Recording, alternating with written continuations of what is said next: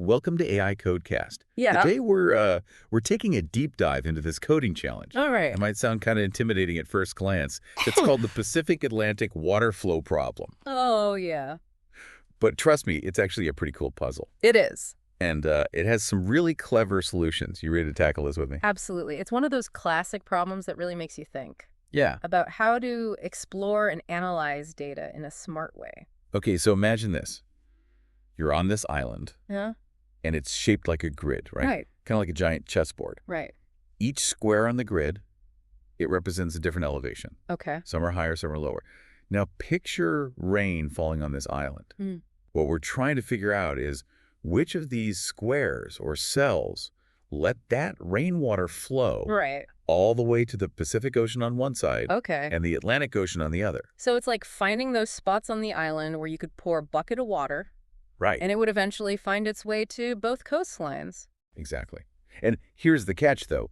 The water can only flow downhill or sideways, Okay. never uphill. Makes sense. So it can go, north, south, east, or west, Right. but only to a neighboring cell. Mm-hmm. That's at the same elevation or lower. Got it. So it's really like visualizing how water would naturally flow down the slopes and valleys of the island, always seeking out the lowest points. Yeah, like finding its way down. All right, so let's say we're given this grid, Right. right, that represents the island's elevations. Okay.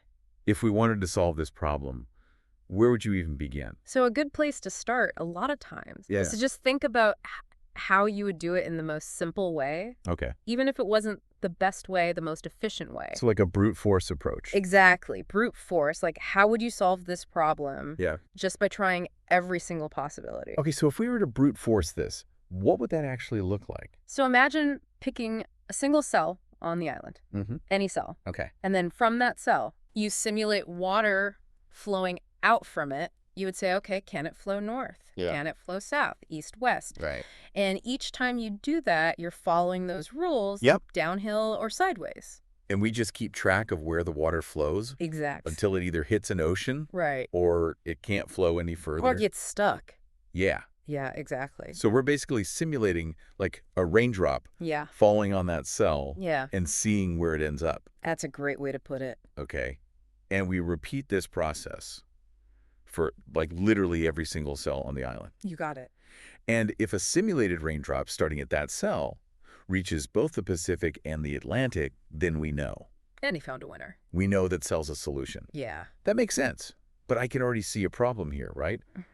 What if our island is huge, Yeah. like thousands of cells? Mm. Wouldn't simulating the water flow from every single cell, wouldn't that just take like forever? That's exactly the problem Yeah. with brute force, is that it's really inefficient.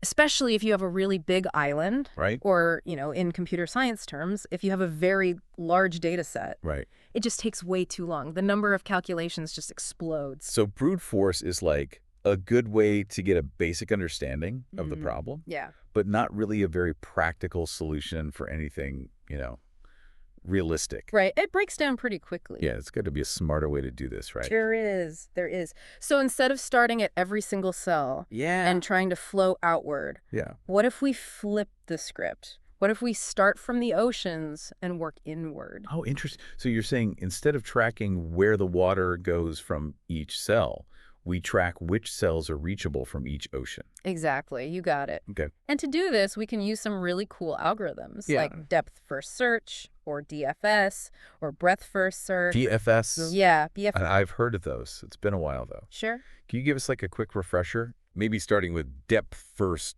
search. Absolutely. So imagine depth first search, like a curious explorer, Okay. right? Loves to go deep into every single path. Okay. And they start, let's say, on the Pacific coast. All right. And they start exploring inward.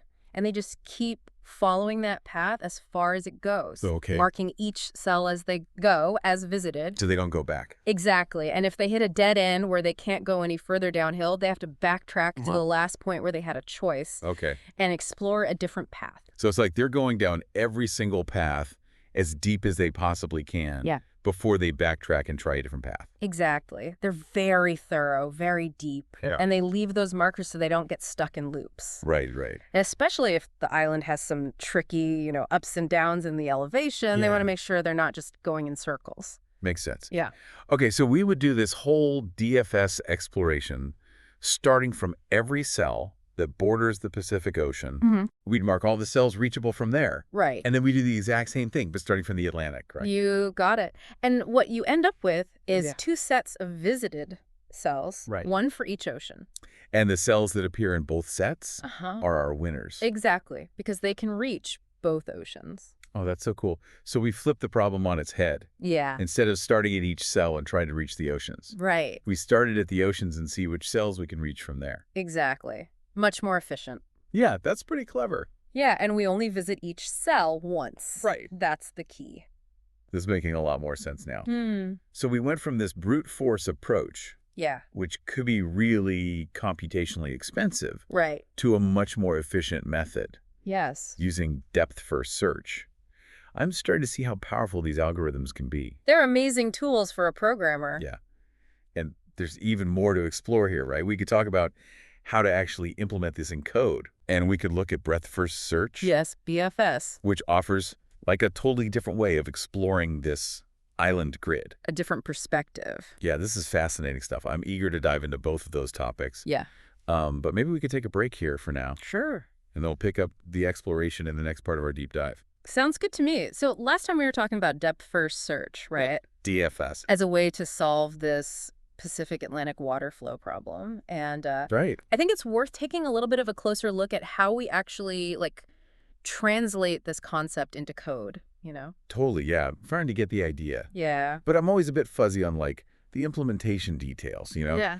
How do we go from that mental model of this explorer searching an island to actual code that we can write? Great question. So let's say we're writing a function to do this DFS exploration, right? Okay. We would start by giving it a few key pieces of information. We give it the island grid itself, which has all the elevation data, the coordinates of the cell we want to start from, Mm-hmm. and then a way to keep track of which cells we've already visited. Okay, so we're basically feeding the function like our island map, Yeah. our starting point, Right. and a way to remember where we've already been. Exactly. Okay, what happens next? So the function first, it checks if the current cell is valid. Okay, Is it within the bounds of the island? Right. Have we already visited this cell? right. If the answer to either of those is no, then we mark that cell as visited. So it's like planting a flag. Exactly, like planting our explorer's flag. So we make sure we don't go off the map Right. or end up revisiting the same spot multiple times. Exactly. Yeah. Now, here comes the kind of recursive part. Okay. The function looks at each of the current cell's neighbors. Okay. North, south, east, west. Right.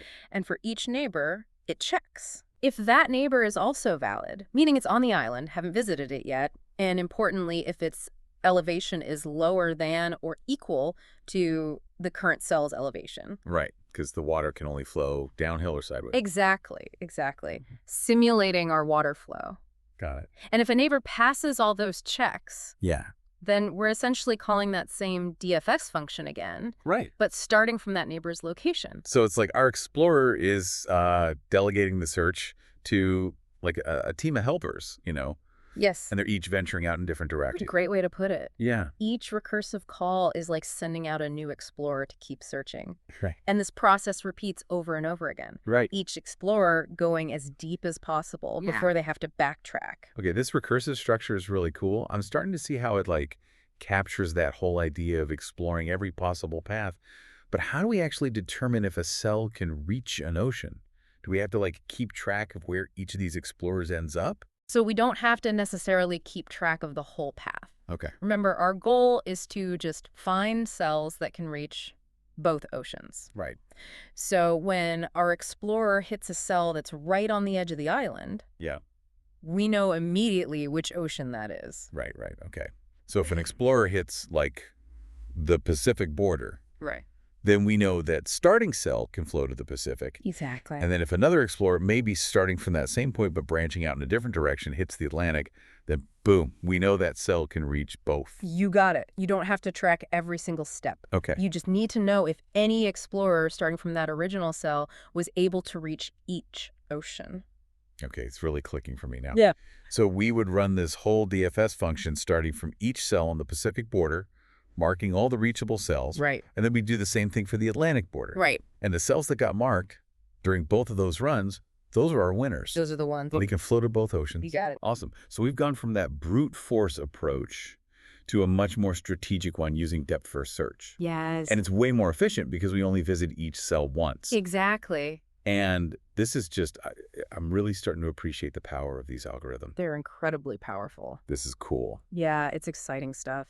So we touched on breadth-first search a little bit earlier. Yeah.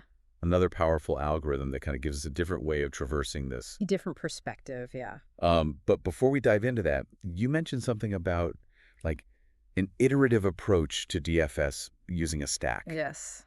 Can you tell us a bit more about how that works? Absolutely. It's another way to implement depth-first search. Okay. And it can be really useful, especially when we're worried about memory usage or if we're dealing with just huge, massive data sets. Okay. So Yeah. this is getting exciting. Yeah. I'm ready to unpack this iterative approach Okay. and see how it stacks up, pun intended, against the recursive one. All right, let's do it. All right. So we've explored depth-first search. Pretty in-depth, I'd say, both that recursive approach and that idea of using a stack for an iterative version. But you mentioned earlier that breadth-first search, or BFS, Yeah. it gives us like a whole other way to solve this Pacific Atlantic water flow problem. It does. It offers a different perspective on how to explore our island grid. Yeah. So remember how with DFS, it's like that explorer going deep into a single path before backtracking? Yeah, it's all about going deep, exploring one branch fully, and then moving on to the next one. Yeah, exactly. Cool. Well, BFS takes a more, I guess you could say, a more systematic and a broad approach. Okay. So instead of diving deep, it expands its search outward, like in layers, almost like ripples spreading across a pond. Interesting. So instead of having like one explorer going on a solo mission, we have like a team of explorers that are like fanning out simultaneously. Exactly. You got it. Yeah. Imagine starting at the ocean's edge with this group of explorers. Yeah. And they each visit all their immediate neighbors, the cells that are one step away. And that, of course, meet our water flow criteria. Okay, so it's like this coordinated wave of exploration, right? Moving outward from the ocean level by level. Precisely. And then all those explorers that reach new cells, they do the same thing. Okay. Visiting their unvisited neighbors and so on. Right. It just keeps going like that, this wave front gradually expanding across the whole island. So with BFS, we're systematically exploring the grid in this breadth-wise manner, right? Level by level, instead of going like super deep down these individual paths. You got it. And just like with DFS, we got to keep track of which cells have been visited. Yeah. Right? We don't want to go back to the same cell over and over. And so we can use, sets or Boolean matrices to mark like the explored territory as we go. Okay, I think I'm following along here. Yeah. So we start with all the cells that are bordering, let's say, the Pacific Ocean. And we do this BFS wave exploration, marking cells as visited. Yeah. And then we repeat the whole process, but for the Atlantic. Exactly. And just like with DFS, the cells that end up being marked as visited during both of these BFS traversals, those are the ones, right? Those are the ones that can flow to both oceans. They can flow to both, yeah. Okay, so the core logic is similar to DFS, right? We're trying to find the cells that are reachable from both oceans. Yep. But the way we're doing the exploration, the pattern of that exploration is different. Yeah, the pattern is different. BFS is doing it breadth-wise, level by level, while DFS is depth first, exploring a path fully before backtracking. That's the key difference between them. Right. Wow. And sometimes that difference can lead to different performance characteristics. Okay. Especially when you're dealing with really, really large grids or graphs.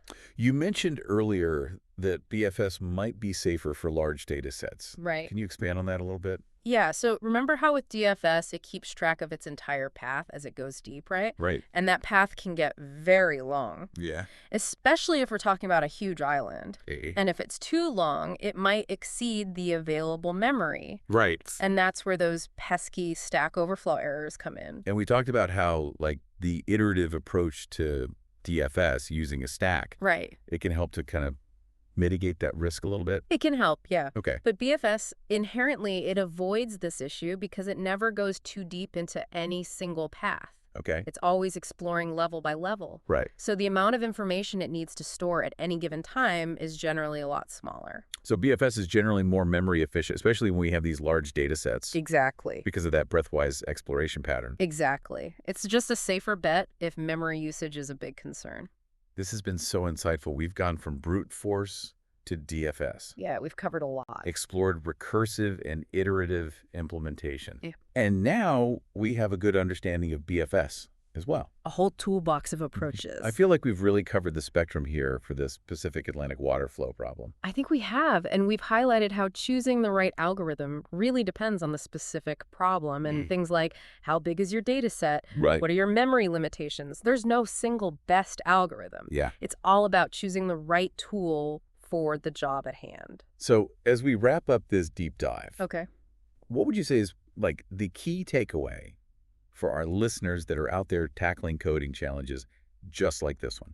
I think the biggest takeaway is understanding the strengths and weaknesses Yeah. of these different algorithms. Okay. Like, depth-first search is great for exploring every possible path. Mm-hmm. And it's often more intuitive to code, especially when you're using recursion, Right. but it can run into those memory problems if you're dealing with really big data sets. Mm-hmm. Breadth-first search, on the other hand, tends to be more memory efficient because of that breadth-wise exploration that we talked about. Right. But it might not always be as intuitive depending on the problem. Yeah. So again, it really comes down to what are the specific needs of your problem Right. and what are the constraints that you're working with. Awesome.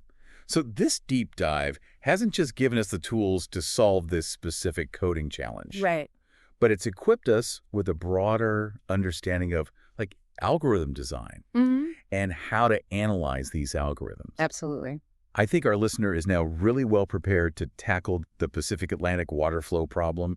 And even more importantly, I think they can approach similar challenges with more confidence I agree. and a deeper understanding of like the tools that are out there that they can use. A deeper understanding of that algorithmic toolbox. Yeah. Yeah, they've learned about graph traversal, they've Mhm. learned about algorithm design, and the trade-offs involved in choosing one approach over another.